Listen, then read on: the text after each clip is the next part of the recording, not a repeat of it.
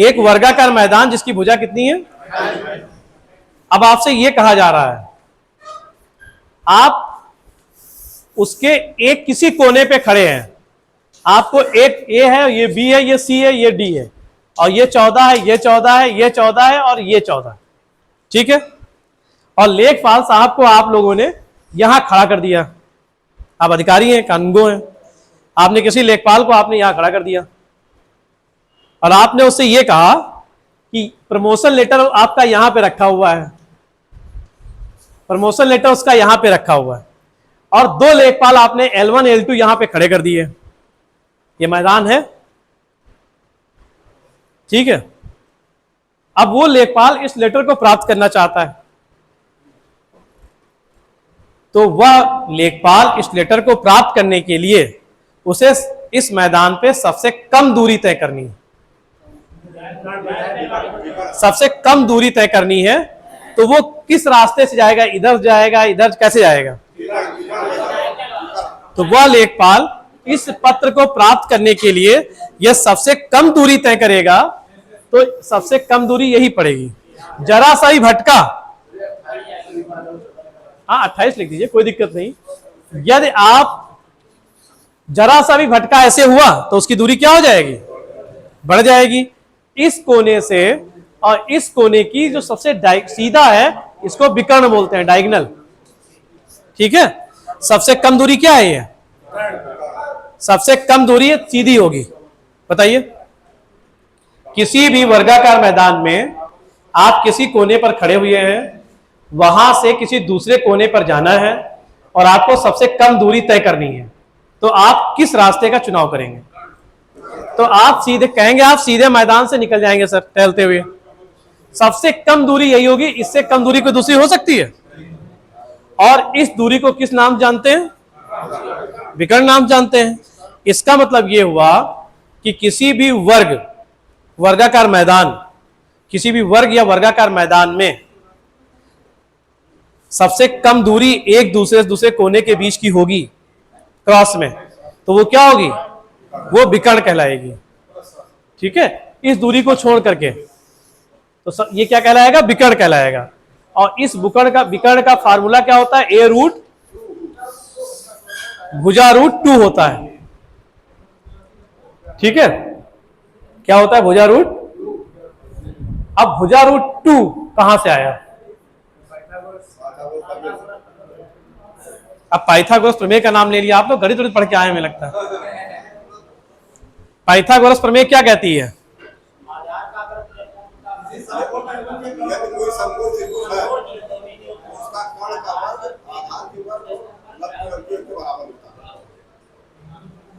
देखिए कुछ लोग बहुत ज्यादा मतलब स्मार्ट है मैथ्स में, कि पाइथागोरस थ्योरम जो है संभाव त्रिभुज बनती है और किसी भी हाँ कर्ण पे बना हुआ वर्ग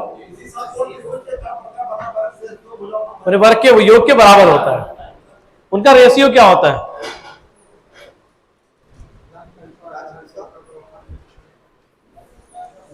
अब मान लो ये बात सबको नहीं आती होगी ना, ये समकोण त्रिभुज है, ये 90 डिग्री है,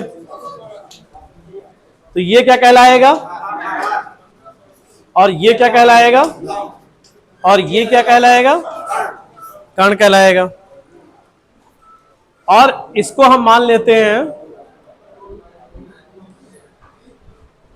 10, सॉरी 6 8, इसको हम 10 मान लेते हैं, ठीक है। इसको हम मान लेते हैं 8, या इसको 6 मान लेते हैं, और इसको मान लेते हैं 8, है ना। तो अब यदि ये 8 है और ये 6 है और ये 90 डिग्री है, तो ये कितना होगा, 10 होगा। ये तो हमने लिख दिया, क्यों होगा मैं बता रहा हूं आपको।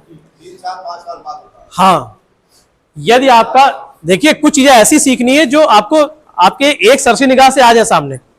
अब इन्होंने कह दिया कर्ण पे बना वर्ग आधार और लंब पे बने वर्गों के योग के बराबर होगा। आपको उतना नहीं जाना, आपको मैथ्स पे चले जाएंगे आप।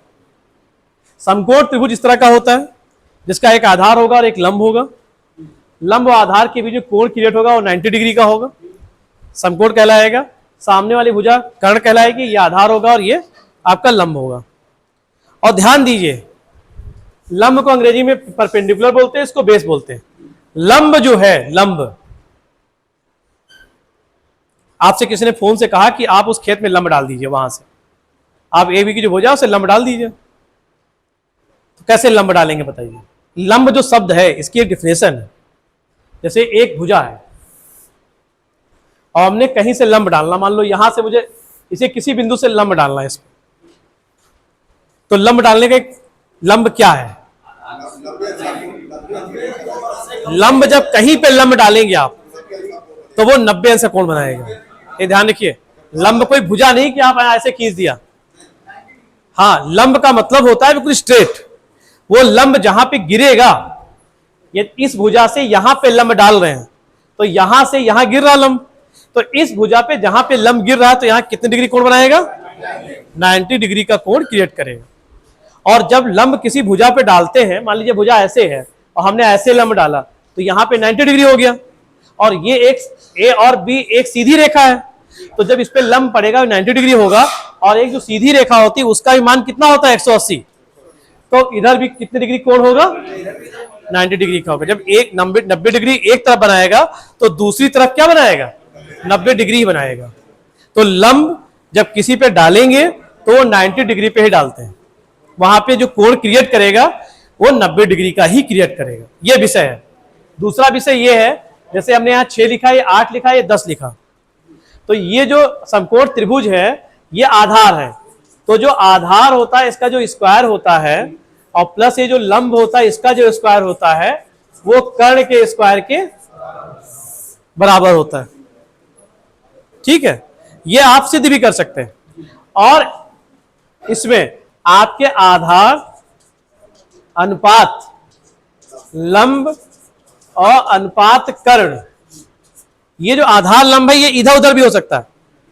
ये जो आधार और लंब है, ये लंब को पहले आप लिख दें या कैसे लिख दें, लेकिन ये जो लंब है वो हमेशा ऊपर से पड़ता है, तो ये रेशियो आपके चेंज हो सकते हैं। 3:4:5। हम सिर्फ इतना बताना चाहते थे कि आधार और लंब और कर्ण का जो अनुपात होता है वो 3:4:5 होता है। इस रेशियो को दिमाग में रखें, ठीक है।